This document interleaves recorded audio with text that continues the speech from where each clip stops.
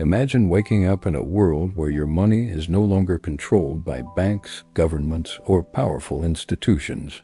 A world where value moves as easily as a message, where the rules are written in code, and trust comes from math instead of people. This future did not begin in some distant time. It started in 2008, right after a global financial earthquake shook the world. And from that shock, something new was born, something mysterious, something that would become known as Bitcoin. To understand Bitcoin, we first go back to that moment in history. Banks were collapsing, homes were foreclosed, people were losing jobs. Trust in the financial system was at its lowest point in decades. It felt like the ground was breaking under everyone's feet.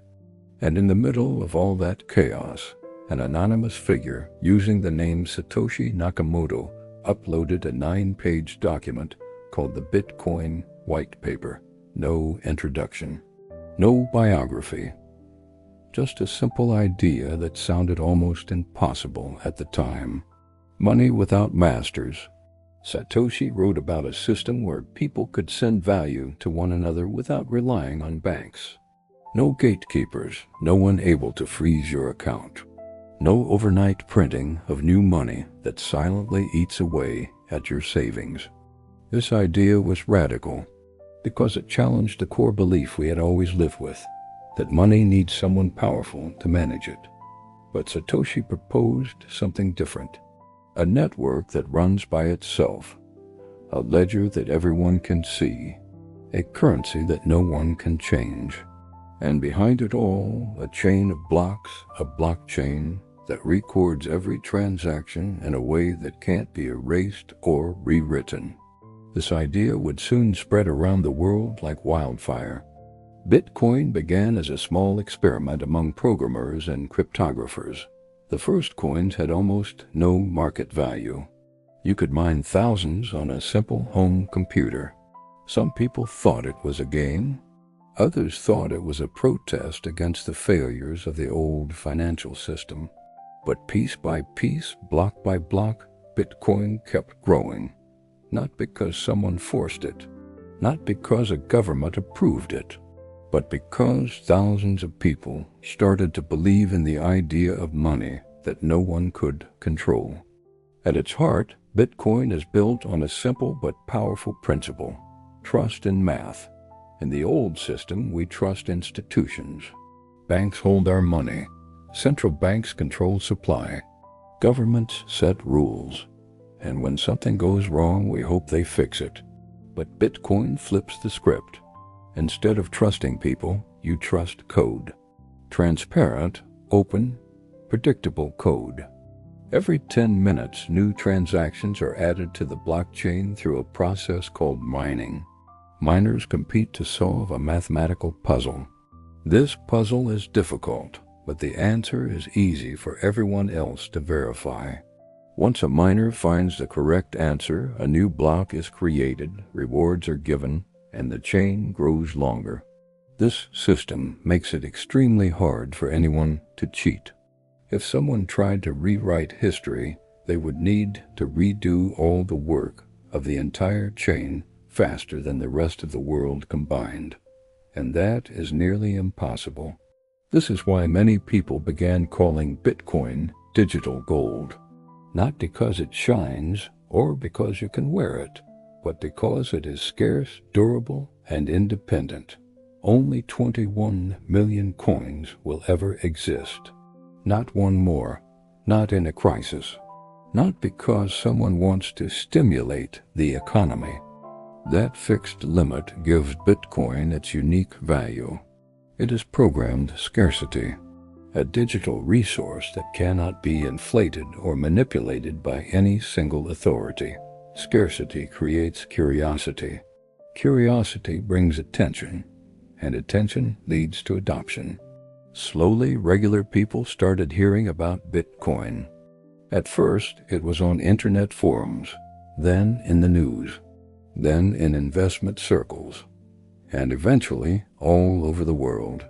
Some saw it as a hedge against broken financial systems. Others saw it as a bet on future technology, and some saw it as a symbol of freedom, a way to escape the rules of traditional finance. But with freedom comes tension. Governments began to worry. Regulators started asking questions. Could Bitcoin be used for crime? Could people avoid taxes? Could it destabilize currencies? Could it challenge national power? Suddenly, a system designed to be open and borderless was facing the pressure of laws that follow borders. This brings us to the central question of our story, a question that sits at the heart of every debate about Bitcoin. Can code replace trust? On one side, you have those who say yes. They argue that institutions fail, but math does not. They believe that a currency should be predictable, transparent, free from political decisions. They see Bitcoin as a way to protect personal freedom in a world where surveillance and control keep increasing.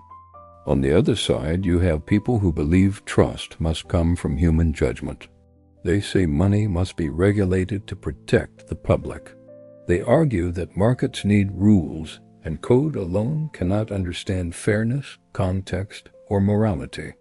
They see Bitcoin as powerful, but dangerous without oversight. Between these two sides sits the rest of us, watching, wondering, deciding what kind of financial world we want to live in. What makes Bitcoin so fascinating is that it forces us to question everything we thought we understood about money. What is value? Who creates it? Who protects it? Who decides how it works? For most of human history, money has been shaped by kings, governments, and central authorities. But Bitcoin introduced a new possibility that money could be shaped by consensus, by code, and by a global network that anyone can join. Bitcoin is not perfect. It faces real challenges: energy use, volatility, slow transaction speed compared to newer systems, regulatory battles, and misunderstandings that spread faster than facts. But despite these challenges, it continues to survive. And not just survive, it inspires an entire wave of new ideas. Blockchain technology sparked innovation far beyond money.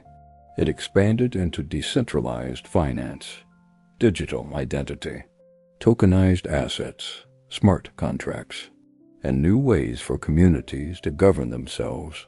All of these ideas trace back to one moment in 2008, when trust in traditional systems was broken, and a mysterious creator decided to give the world a new option.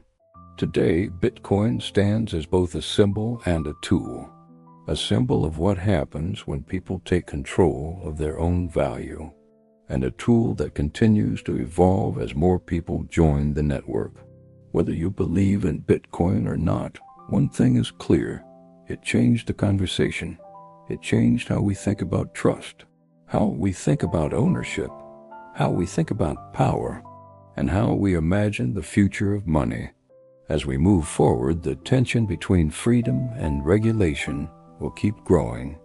Nations will try to shape Bitcoin. Companies will build on top of it. Individuals will debate its meaning. But the core idea will remain the same: money without masters. The real sci-fi moment is this: we now live in a world where a piece of open-source code started a global financial shift without permission, without a leader, and without a central authority. That has never happened before. So the question becomes yours.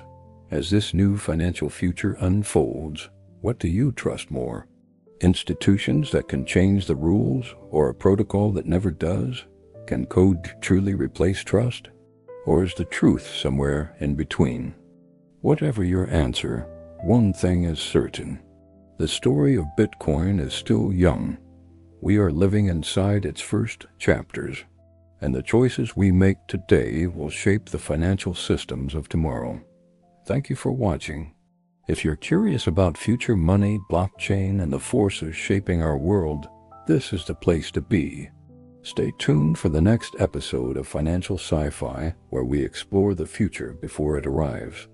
Until next time, stay curious and keep thinking forward.